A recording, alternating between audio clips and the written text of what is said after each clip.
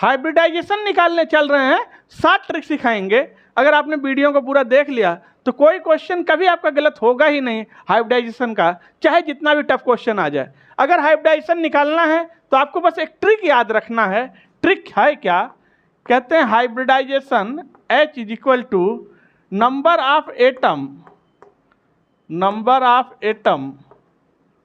Attach to central atom plus lone pair of electron on central atom. बस 2 चीज देखना, किताबों में फालतू दुनिया भर की चीजें भरी रहती हैं, बस हाइब्रिडाइजेशन निकालने के लिए मात्र 2 चीज आना चाहिए आपको। बस हाइब्रिडाइजेशन निकालना तो आपको पता होना चाहिए कि नंबर ऑफ एटम कितने अटैच है सेंट्रल एटम से, वो तो देख के ही पता चल जाएगा, और सेंट्रल एटम के पास कितने लोन पेयर इलेक्ट्रॉन है। बस 2 चीज की जरूरत है और फटाफट निकालेंगे हाइब्रिडाइजेशन। हमेशा एक चीज याद रखिएगा, थोड़ा सा पीरियोडिक टेबल आपको आना चाहिए, कौन एलिमेंट किस ग्रुप का है, इससे लोन पेयर निकालने में बड़ा आसानी मिलेगा। अब एक चीज तो आपको पता है, जैसे ऑक्सीजन है तो ऑक्सीजन डबल बॉन्ड बनाता है, नाइट्रोजन ट्रिपल बॉन्ड बनाता है, कोई भी हाइड्रोजन हो fluorine chlorine bromine iodine single bond बनाता है, हाइड्रोजन सिंगल बॉन्ड बनाता है, ये आपको आता है। बस तो आप देखिएगा, एग्जाम्पल ले रहे हैं, हमेशा याद रखिएगा जो एलिमेंट पीरियोडिक टेबल के जिस ग्रुप में होता है उसके बैलेंस सेल में उतने इलेक्ट्रॉन होते हैं, उसमें से कितने बॉन्ड बनाने में खर्च हो गए वो तो खर्च हो गए, जो बच गए वही लोन पेयर होते हैं। तो याद रखिएगा, जब नंबर ऑफ एटम और लोन पेयर दोनों को जोड़ा जाए और वो वैल्यू 2 आए तो बोलते हैं हाइब्रिडाइजेशन sp है, और जोड़ने पर 2 से कम आएगा नहीं। और मान लीजिए वैल्यू 3 आ रही है तो हाइब्रिडाइजेशन sp2 होगा, 4 आ रहा है तो हाइब्रिडाइजेशन sp3 होगा, 5 आ रहा है तो हाइब्रिडाइजेशन sp3d होगा, 6 आ रहा है तो हाइब्रिडाइजेशन sp3d2 होगा, 7 आ रहा है तो हाइब्रिडाइजेशन sp3d3 होगा, 8 आ रहा है तो हाइब्रिडाइजेशन sp3d4 होगा। खैर इतना आएगा ही नहीं, इससे ज़्यादा नहीं आएगा। अब मान लीजिए मॉलिक्यूल लेते हैं, हमने ले लिया अमोनिया। अब यहाँ पर देखिए सेंटर एटम से कितने एटम ज्वाइंट है, सेंटर कौन है नाइट्रोजन, कितने एटम ज्वाइंट हैं 3। नाइट्रोजन के पास लोन पेयर निकाल लीजिए, नाइट्रोजन 5वें ग्रुप का है, बैलेंस सेल में 5 इलेक्ट्रॉन, 5 में से 3 बॉन्ड बनाने में खर्चा हो गया, क्योंकि एक हाइड्रोजन 1 बॉन्ड बनाता है, 3 हाइड्रोजन 3 बॉन्ड बनाएंगे, बचे 2 इलेक्ट्रॉन, 2 का मतलब 1 लोन पेयर, क्योंकि लोन पेयर का मतलब जोड़ा होता है, तो 3 1 4, 4 पर हाइब्रिडाइजेशन sp3 आ गया। दूसरा मॉलिक्यूल ले लिया H2O, सेंट्रल एटम कौन है ऑक्सीजन, इससे कितने एटम जुड़े हुए हैं 2। अब ऑक्सीजन के पास लोन पेयर निकालना है, ऑक्सीजन 6वें ग्रुप का है, बैलेंस सेल में 6 इलेक्ट्रॉन, 6 में से 2 बॉन्ड बनाने में खर्च हो गया तो बचा 4 इलेक्ट्रॉन, 4 का मतलब 2 लोन पेयर और 2 2 4, और 4 पर हाइब्रिडाइजेशन sp3। हर लेवल का प्रॉब्लम कराएंगे, अभी थोड़ा और टफ लेंगे, फिर और टफ प्रॉब्लम लेंगे, कुछ प्रॉब्लम और लेते हैं, देखिएगा थोड़ा सा प्रॉब्लम का टफनेस बढ़ाते हैं। इस बार ले लिया SF4। अब यहाँ पर सल्फर सेंटर एटम है, इससे कितने एटम अटैच हैं 4। सल्फर 6वें ग्रुप का है, बैलेंस सेल में 6 इलेक्ट्रॉन, 6 में से 4 तो बॉन्ड बनाने में खर्च हो गए, बचे 2 इलेक्ट्रॉन, 2 का मतलब 1 लोन पेयर, तो कितना हो गया 5। 5 पर हाइब्रिडाइजेशन sp3d। दूसरा प्रॉब्लम लेते हैं IF7। यहाँ पर देखिएगा सेंट्रल एटम आयोडीन है, इससे कितने एटम जुड़े हुए हैं 7, तो हमने लिख दिया 7। अब आयोडीन पर लोन पेयर निकालना है, आयोडीन 7वें ग्रुप का है, हैलोजन है, तो बैलेंस सेल में 7 इलेक्ट्रॉन थे, 7 बॉन्ड बनाने में खर्च हो गए, तो लोन पेयर 0, कितना आया 7। 7 पर हाइब्रिडाइजेशन sp3d3। कुछ मॉलिक्यूल और लेते हैं, थोड़ा प्रॉब्लम को टफ कर रहे हैं, HCF2 में निकालते हैं। जिनान 8वें ग्रुप का है, या आप बोल सकते हैं 18वें ग्रुप का है, या आप बोल सकते हैं 0 ग्रुप का है। 0 ग्रुप का है यानी बैलेंस सेल में 8 इलेक्ट्रॉन है, चूंकि 8वें ग्रुप का मानते हैं। पहले तो जिनान सेंट्रल एटम, इससे कितने एटम ज्वाइंट हैं 2 एटम। 8वें ग्रुप का है, बैलेंस सेल में 8 इलेक्ट्रॉन है, 8 में से 2 फ्लोरीन के साथ बॉन्ड बनाने में खर्च हो गया, तो बचा कितना 6 इलेक्ट्रॉन, 6 का मतलब 3 लोन पेयर, तो आ गया 5। और 5 पर हाइब्रिडाइजेशन कितना हो गया sp3d। ठीक, मान लीजिए बोल देते HCF4 में निकालिए तो निकाल लेते। जिनान से कितने एटम ज्वाइंट हैं 4।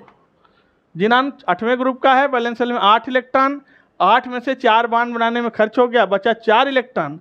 और 4 का मतलब क्या हुआ 2 लोन पेयर, 4 2 6, 6 पर हाइब्रिडाइजेशन sp3d2। मान लीजिए अगर वो कह देते HCF6 में निकालिए तो जिनान से कितने एटम अटैच हैं 6। जिनान 8वें ग्रुप का है, वैलेंस शेल में 8 इलेक्ट्रॉन और 8 में से 6 बॉन्ड बनाने में खर्च हो गए, बचा 2 इलेक्ट्रॉन। 2 का मतलब 1 लोन पेयर तो आ गया 7 और 7 पर हाइब्रिडाइजेशन sp3d3 आ गया आंसर। फटाफट निकालेंगे, थोड़ा प्रॉब्लम को और टफ करते हैं। मान लीजिए उन्होंने कह दिया कि HCO3 में निकालिए तो देखिएगा ध्यान से, नंबर ऑफ एटम कितने अटैच हैं जिनान से 3। अब लोन पेयर निकालना है जिनान पर, वैलेंस शेल में 8 इलेक्ट्रॉन है, एक ऑक्सीजन 2 बॉन्ड बनाता है, ध्यान रहे एक ऑक्सीजन कितने बॉन्ड बनाता है 2 बॉन्ड। 3 ऑक्सीजन है 6 बॉन्ड बनाएंगे, वैलेंस शेल में 8 इलेक्ट्रॉन थे, 6 बॉन्ड बनाने में खर्च हो गए, बचे 1 लोन पेयर तो कितना आ गया 4 और 4 पर हाइब्रिडाइजेशन sp3। देखिए मान लीजिए वो बोल देते निकालिए HCOF4 में तो जिनान से कितने एटम अटैच हैं 4 फ्लोरीन 1 ऑक्सीजन, टोटल एटम कितने हुए 5। जिनान पर लोन पेयर निकालते हैं, निकाल लीजिए।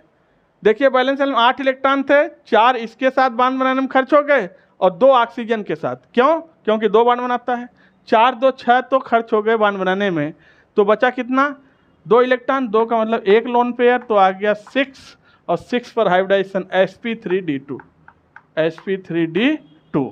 देखिए मान लीजिए अगर वो क्वेश्चन बोल देते HCO2F2 में निकालिए हाइब्रिडाइजेशन सेंटर एटम का, क्योंकि हाइब्रिडाइजेशन हमेशा सेंट्रल एटम का ही निकाला जाता है। तो यहाँ पर एटम कितने अटैच हैं, नंबर ऑफ एटम 2 2 4। अब इसके लोन पेयर निकाल लीजिए, काम हो जाए। जिनान 8वें ग्रुप का है, जिसमें से 2 यहाँ से बॉन्ड बनाने में खर्च हो गया इलेक्ट्रॉन, और 1 ऑक्सीजन 2 बॉन्ड बनाता है, 2 ऑक्सीजन 4 बॉन्ड बनाएगा, 4 2 6, 6 खत्म हो गए, बच्चे 1 लोन पेयर तो आ गया 5 पर हाइब्रिडाइजेशन sp3d। कुछ और प्रॉब्लम लेते हैं, थोड़ा टफनेस को बढ़ाते हैं। जैसे मान लीजिए SF4 में निकालना हो तो कैसे निकालेंगे, तो यहाँ से देखिएगा number of central atom sulphur है, नंबर ऑफ एटम अटैच कितने हैं 4। सल्फर 6वें ग्रुप का है, वैलेंस शेल में 6 इलेक्ट्रॉन है, 6 में से 4 तो बॉन्ड बनाने में खर्चा हो गया, बचा कितना इलेक्ट्रॉन 2 इलेक्ट्रॉन। 2 का मतलब 1 लोन पेयर तो कितना हो गया 5 और 5 पर हाइब्रिडाइजेशन sp3d। देखिए आगे मान लीजिए उन्होंने कह दिया कार्बन डाइऑक्साइड का निकाल दीजिए, तो कार्बन सेंट्रल एटम है, इससे कितने एटम ज्वाइंट हैं, इससे ज्वाइंट है 2 एटम तो 2 लिखिए। कार्बन 4थे ग्रुप का है, लोन पेयर निकाल रहे हैं, वैलेंस शेल में 4 इलेक्ट्रॉन, 1 ऑक्सीजन 2 बॉन्ड बनाता है, 2 ऑक्सीजन 4 बॉन्ड बनाएगा, 4 ही इलेक्ट्रॉन थे, बॉन्ड बनाने में सब खत्म हो गए, लोन पेयर कितना हो गया 0, वैल्यू आई 2 और 2 पर हाइब्रिडाइजेशन sp आ गया। अब बच्चों थोड़ा कैटायन और एनायन का निकालने सिखा रहे हैं हाइब्रिडाइजेशन, देखिएगा कैसे निकालते हैं। मान लीजिए कोई कैटायन या एनायन, हम कोई एग्जांपल ले रहे हैं, हमने ले लिया सल्फेट। अब यहाँ पर सेंट्रल एटम का हाइब्रिडाइजेशन निकालना है, तरीका वही है, 2 चीज़ चाहिए, नंबर ऑफ एटम कितने सेंट्रल एटम से अटैच हैं और लोन पेयर इलेक्ट्रॉन कितना सेंट्रल एटम पर। तो सेंट्रल एटम सल्फर है, इससे अटैच एटम है 4। अब सल्फर 6वें ग्रुप का है, वैलेंस शेल में 6 इलेक्ट्रॉन है, माइनस साइन ये बता रहा है 2 इलेक्ट्रॉन और आ गया, तो 6 इलेक्ट्रॉन थे, अब 2 इलेक्ट्रॉन आगे 8 इलेक्ट्रॉन वैलेंस शेल में हो गए। 1 ऑक्सीजन 2 बॉन्ड बनाता है, आप जानते हैं, 4 ऑक्सीजन है 8 बॉन्ड बनाएंगे, 8 इलेक्ट्रॉन थे, 8 बॉन्ड बनाने में खर्च हो गए, लोन पेयर कितना हो गया 0, तो वैल्यू कितनी आई 4 और 4 पर हाइब्रिडाइजेशन कितना होता है sp3 आ गया हाइब्रिडाइजेशन। दूसरा एग्जाम्पल लेते हैं, यह है फास्फेट, सेंट्रल एटम कौन है फास्फोरस, इससे कितने एटम अटैच हैं 4। फास्फोरस किस ग्रुप का है 5वें ग्रुप का, लोन पेयर निकाल लें, वैलेंस शेल में 5 इलेक्ट्रॉन, 3 और आ गया, माइनस साइन मतलब इलेक्ट्रॉन आया और प्लस लगा है मतलब इलेक्ट्रॉन गया, ठीक, 3 इलेक्ट्रॉन और आ गए, 5 3 8 इलेक्ट्रॉन हो गए। 1 ऑक्सीजन 2 बॉन्ड बनाता है, 4 ऑक्सीजन 8 बॉन्ड बनाएगा, लोन पेयर कितना हो जाएगा 0, तो कितना आ गया 4 पर हाइब्रिडाइजेशन sp3। देखिएगा जैसे ये नाइट्रेट आयन है, सेंट्रल एटम नाइट्रोजन है, इससे कितने एटम अटैच हैं? 3। नाइट्रोजन 5वें ग्रुप का है, वैलेंस शेल में 5 इलेक्ट्रॉन, एक और आ गया 6 इलेक्ट्रॉन। अब एक ऑक्सीजन 2 बॉन्ड बनाएगा, 3 ऑक्सीजन 6 बॉन्ड बनाएगा, 6 इलेक्ट्रॉन थे, 6 बॉन्ड बनाने में खर्च हो गए। लोन पेयर कितना हो गया? 0। तो 3 पर हाइब्रिडाइजेशन sp2। देखिएगा थोड़ा सा और टफनेस को लेते हैं। मान लीजिए अमोनियम आयन ले लिया, कैटायन है। यहाँ पर सेंट्रल एटम नाइट्रोजन है, इससे कितने एटम जुड़े हुए हैं? 4। अब लोन पेयर निकालते हैं। नाइट्रोजन 5वें ग्रुप का था, वैलेंस शेल में 5 इलेक्ट्रॉन थे, एक प्लस लगा, 1 इलेक्ट्रॉन चला गया, 5 में से 1 चला गया, बच्चा 4 इलेक्ट्रॉन, और चारों ने बॉन्ड बना लिया, लोन पेयर 0। तो कितना आया? 4 पर हाइब्रिडाइजेशन sp3। मान लीजिए दूसरा एग्जाम्पल लेते हैं, ये लीजिए कार्बन आयन है, कार्बन पर निकालते हैं। कार्बन सेंट्रल एटम, इससे एटम कितने जुड़े हुए हैं? 3। कार्बन चौथे ग्रुप का है, वैलेंस शेल में 4 इलेक्ट्रॉन, 1 इलेक्ट्रॉन और आ गया, 5 इलेक्ट्रॉन हो गया, 5 में से 3 ने बॉन्ड बना लिया, बचा कितना इलेक्ट्रॉन? 2, और 2 का मतलब 1 लोन पेयर, तो कितना हो गया? 4। चूंकि पेयर का मतलब जोड़ा होता है, तो हाइब्रिडाइजेशन कितना है? sp3।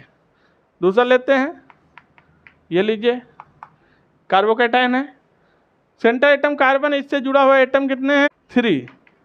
वैलेंस शेल में 4 इलेक्ट्रॉन थे, 4 में से 1 इलेक्ट्रॉन चला गया, बचा 3 इलेक्ट्रॉन, और तीनों ने बॉन्ड बना लिया, लोन पेयर कितना हो गया? 0, 3। तो हाइब्रिडाइजेशन 3 पर कितना होगा? sp2। अब जैसे मान लीजिए ये है फ्री रेडिकल 8 इलेक्ट्रॉन है, इस पर निकालना हाइब्रिडाइजेशन, तो वही नंबर ऑफ एटम कितने अटैच हैं? 3। कार्बन पे लोन पेयर निकाल लीजिए। कार्बन चौथे ग्रुप का है, वैलेंस शेल में 4 इलेक्ट्रॉन है, 4 इलेक्ट्रॉन में से 3 ने तो बॉन्ड बनाने में खर्च हो गया, 3 इलेक्ट्रॉन खर्च, बचा 1 इलेक्ट्रॉन, और 1 इलेक्ट्रॉन को लोन पेयर में नहीं जोड़ते, पेयर का मतलब जोड़ा होता है, तो बचा 1 इलेक्ट्रॉन, उसको नहीं लेंगे, 8 इलेक्ट्रॉन नहीं लेते, लोन पेयर चाहिए, तो लोन पेयर कितना हो गया? 0। तो वैल्यू कितनी है? 3, और 3 पर हाइब्रिडाइजेशन sp2। तो आपको बच्चों बस खाली 2 चीज़ याद रखना है हाइब्रिडाइजेशन निकालने के लिए, सेंट्रल एटम से कितने एटम अटैच हैं और सेंट्रल एटम के पास कितने लोन पेयर इलेक्ट्रॉन हैं, बस लोन फटाफट आ जाएगा हाइब्रिडाइजेशन। तो बच्चों आज की वीडियो को यहीं पर रखते हैं। अगर वीडियो जरा भी आपको पसंद आई हो तो आप लोग वीडियो को लाइक जरूर करिएगा, चैनल को सब्सक्राइब करिएगा, बेल आइकन प्रेस करिएगा। फिर आपसे मिलते हैं नेक्स्ट वीडियो में, तब तक के लिए जय हिंद।